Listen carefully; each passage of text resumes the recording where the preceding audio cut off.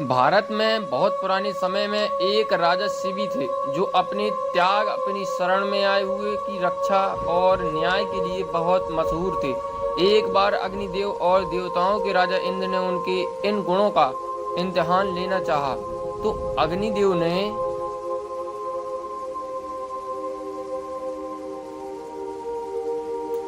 एक कबूतर का रूप रखा और इंद्रदेव ने एक बाज का रूप। तो बाज तो कबूतर को खा जाता है, सो वह बाज कबूतर को खाने के लिए उसके पीछे पीछे दौड़ पड़ा।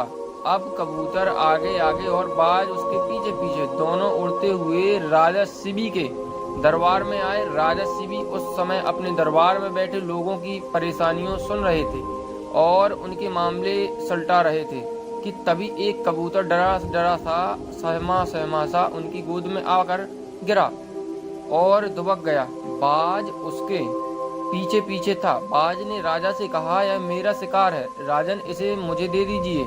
राजा ने भौंप लिया कि वह बाज उस कबूतर को खाना चाहता है, इसलिए वह कबूतर बाज से बचने के लिए उनकी गोद में आकर छिप गया। इस तरह कबूतर अब उनकी शरण में था कि मेरा रक्षा करो।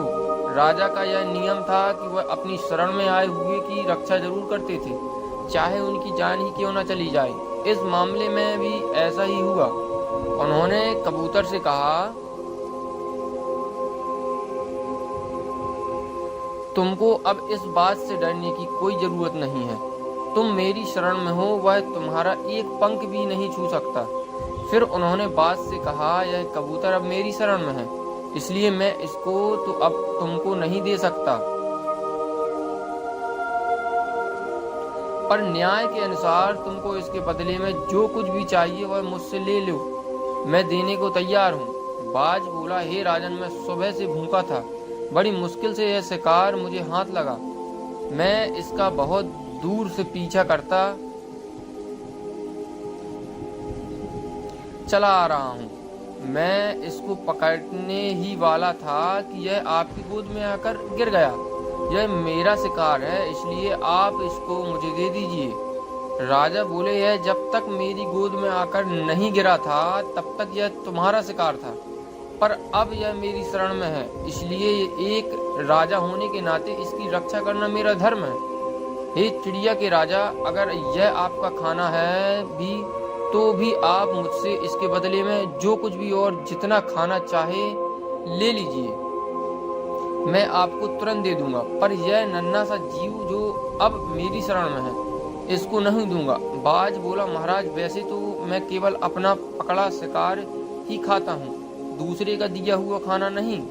इनको मैंने पकड़ा है, इसलिए मुझे तो यही चाहिए था, पर अगर आप इसकी रक्षा पर इतना जोर दे रहे हैं तो फिर मुझे भूखे की भूख मिटाने का कोई इंतजाम कीजिए, बताइए आप क्या देंगे।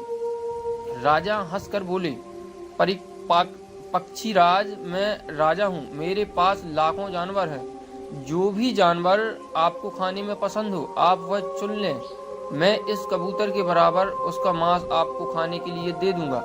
बाज हंसकर बोला, राजन, मैं अपने खाने के लिए ऐसे किसी दूसरे जानवर की जान नहीं ले सकता। अच्छा, तो यही होगा कि आप मुझे मेरा शिकार वापस कर दीजिए। राजा कुछ सोच में पड़ गए। फिर उन्होंने सोचा, यह कबूतर है ही कितना बड़ा, इसके बराबर में तो मैं अपना मांस भी दे सकता हूँ, यही ठीक रहेगा। इस चिड़ियों के राजा को मैं अपना मांस देकर संतुष्ट करता हूँ। सो वह बोले, ठीक है, अगर आप अपने खाने के लिए किसी दूसरे जानवर को नहीं मारना चाहते तो ना मारे, पर इसके बदले में मैं आपको अपना मांस दे सकता हूँ, आप मेरा मांस खाकर अपनी भूख शांत करें। बाज कुछ ना नुकुर करते हुए बोला, हालांकि मुझे आपका मांस भी लेना तो नहीं चाहिए, पर अब आपने मेरा शिकार न देने की कसम खाई है तो उसके बदले में मुझे कुछ ना कुछ तो लेना भी पड़ेगा। मैं आपका मांस लेने के लिए तैयार हूँ, पर मेरी दो शर्तें हैं। राजा खुशी से बोले, मुझे बहुत खुशी है कि मैं इस कबूतर किसी काम आया, पक्षीराज, आप अपनी शर्तें बताइए, मुझे आपकी शर्तें मंजूर हैं। बाज बोला, राजन, पहली शर्त तो यह है कि जब आप मुझे अपना मांस देंगे तो आपका पूरा परिवार यहाँ होना चाहिए। मेरी दूसरी शर्त यह है कि जब आप अपना मांस दे रहे होंगे तो आपकी किसी भी आंखें से एक भी आंसू नहीं गिरना चाहिए, और अगर गिरा तो मैं वह मांस अपने खाने के लिए नहीं लूंगा।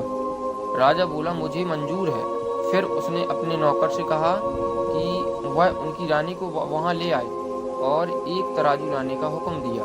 दोनों को तुरंत ही वहां ले आया गया। राजा ने तराजू के एक पलने पर कबूतर को बिठाया और दूसरे पलने पर अपना मांस काटकर रखा शुरू किया।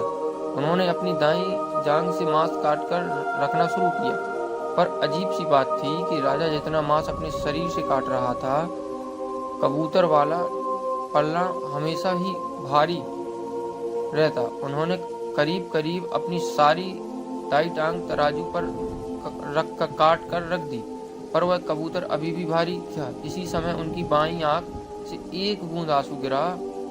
बाज ने यह देख लिया तो बोला, राजन, तकलीफ से दिया गया खाना मैं स्वीकार नहीं कर सकता। तुम्हारी आंखें से गिरा हुआ यह एक आंसू यह बता रहा है कि मुझे खाना देने समय तुम खुश नहीं हो, इसलिए मेरा शिकार मुझे वापस कर दो। राजा मुस्कुराकर बोला, देखो चिड़ियों के राजा, यह आंसू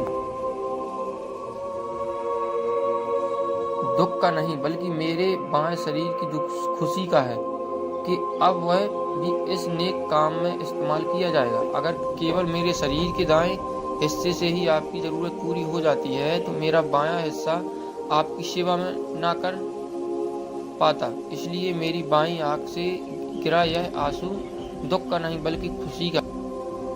बाज इस जवाब से संतुष्ट हो गया और राजा ने फिर तराजू पर अपने शरीर का और मांस रखा शुरू कर दिया।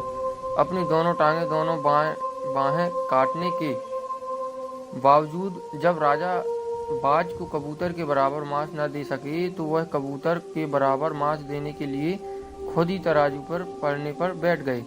जैसे ही वह तराजू पर बैठे तो आसमान से फूलों की बारिश होने लगी और वह कबूतर और बाज गायब हो गए और उनकी जगह अग्निदेव और देवराज इंद्र उनको आशीर्वाद देने के लिए वहां खड़े थे। राजा शिवी को वे दोनों बहुत से वरदान देकर अपने अपने लोक को चले गए। राजा शिवी अपने भारत के इतिहास में अपनी तरह से अकेले ही राजा हुए। धन्यवाद।